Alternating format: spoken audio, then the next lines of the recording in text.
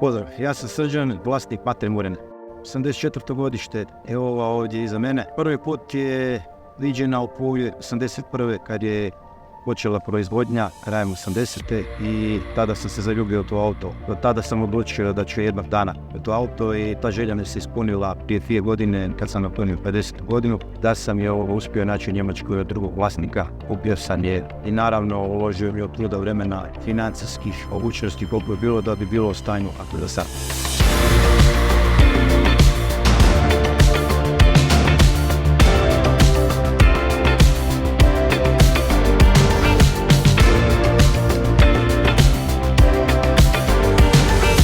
Na auto je trebalo dotjerati unutrašnjost sidala, te plastika, trebalo je odraditi manji dio oko čišćenja motora, zamjena nekih dijelova, kidanje karburatora, kompletno čišćenje, zamjena normalno svih servisnih intervala koji su činjeni i naravno farbanje cijele karoserije gdje je auto bio kompletno rastavljen, pripremljen po pravilima struke i ofarbljen u boju koja nije original, original je bila bordo crvena, sad je crvena svjetlije nijanse nego što je bilo prije, što njemu i pristaje kao sportskom kupeu.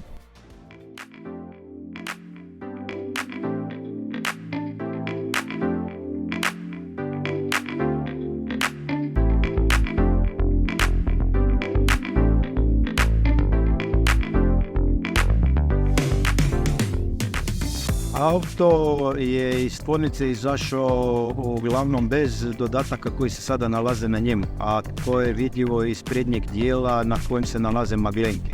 U originalu ne postoje. Naravno, fragovi isto također su stavljeni od firme Lam iz Njemačke, kao i zadnji spoileri na kojem se nalaze dvije ispušne cijevi. Dodaci jesu ovi koji su vidljivi na njemu vanjski uz normalno felge i dimenzije naplataka od 16 sola, u originalu one su od 14. To estetski je lijepo, ali ne kao upravo ovaj primjer. Promijenjeni su retrovizori kao i volan koji je drugog tipa, ali zbog estetike stavio sam taj dio unutra u auto. Auto je napravljeno od svakog plastike, to je jedna od specifičnosti ovog auta. Druga specifičnost to je prvi velikoserijski automobil gdje je šasija pocinčana uradjanjem u bazen cijele šasije, galvanizacija na 460 stupnjeva kojom se dobila čvrstina same šasije za 45%.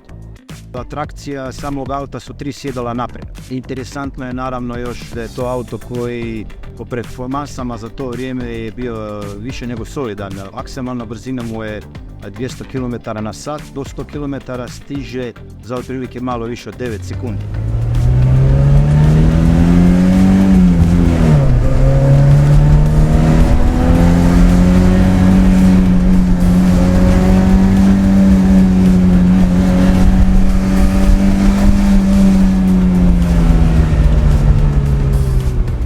Auto je proizvedeno 10.640 komada, od toga su 2 motora. Ovo je jači model od 2200 kubika koji razvija 118 konjskih snaga, 86 kW. Nalazi se iza sjedala, znači u centru. Raspored težine je 40 naprijed, 60% težine nazad. Stvari to je raspored težine Formule 1. Zbog samog težišta gdje dolazi do onda mogućnosti da bolje drži ceste krivine i ostale dijelove ceste koji mogu biti nezgodni za običan auto koji nema takav raspored težine.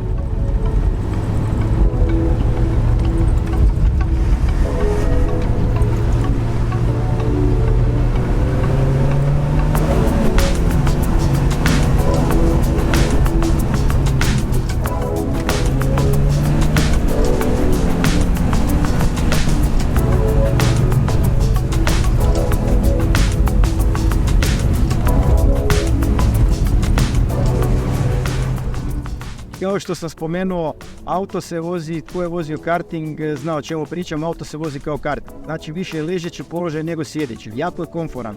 A kad se sjedne, jednostavno kao ste u poluležećem položaju gdje možete se odmarati. Znači vozite 1000-2000 km, izađete i nemate problema sa kičmom, nogama, vratom i tako dalje. Znači to je jedna od velikih prednosti ovog automobila. Može biti svakodnevni, za svakodnevnu vožnju u gradu kao i za putovanje. Znači jednostavno komfor je odličan. Jednostavno osjećate se kao pilot Formule 1 jer je to pozicija u stvari vozača Formule 1. Prednost je naravno i mogućnost trećeg, to jest srednjeg sjedala koje se preklapa i kad se preklopi dođe onda jedan srednji dio na koji se može nasloniti ruka i odmarati, tako da je to još jedan plus komfort. Iza samog motora koji se nalazi od traga, to jest po sredini, nalazi se mjesto za spremiti stvari koje su potrebne za neko putovanje. Znači za 2 osobe sasvim solidno auto za koje se ne bi reklo iz dimenzijama izvan. Znači visina mu je 120 cm, dužina 4 i nešto malo više 4 metra. U svakom slučaju u gabaritima nije preveliki za vožnju, osim što naravno mora biti jedna određena snaga u rukama, gdje je to auto koji nema serva. Znači lišenje elektronike, to je čista mehanika. Kad ga upalite osjeća se miris benzina. Znači ko voli miris benzina bit će zadovoljan sa njim. Naravno Matra ne proizvodi više automobile i jednostavno auto je jedan od zadnjih u seriji. Po mojim nekim saznanjima koje sam dobio, još ih je oko 1500 relativno u dobrom stanju i prijavljenih.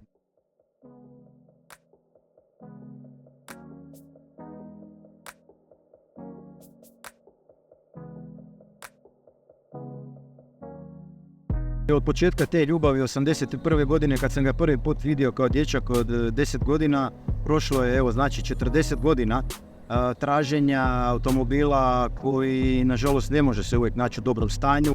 Zadovoljan sam i sretan što sam nakon toliko godina uspio pronaći primjerak koji je u jako dobrom stanju bio čuvan i garažiran.